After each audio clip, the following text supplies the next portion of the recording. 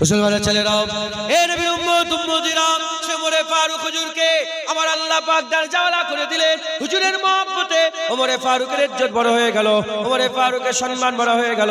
আকা মাওলা রাসূলুল্লাহ বললেন, দেখো দেখো ওমরকে দেখো, ওমরকে দেখো, যে ওমর তলোয়ার নিয়ে এসেছিল, হুজুরের মহব্বত, হুজুরের ভালোবাসা, হুজুরের প্রেম দিলের মধ্যে পয়দা করলো। সে ওমরের ব্যাপারে রাসূলুল্লাহ বলছে, দেখো দেখো, লা নবী আবাদি আনা খাতামুন নবীন, আমার উপরে নবী আসবে না, আমি শেষ নবী। তবে ওমরের দিকে তাকাও, ওমরের দিকে তাকাও, যদি আমি শেষ নবী না হতাম, ওমর ইবনুল খাত্তাবকে আমার আল্লাহ নবী বানিয়ে দিত।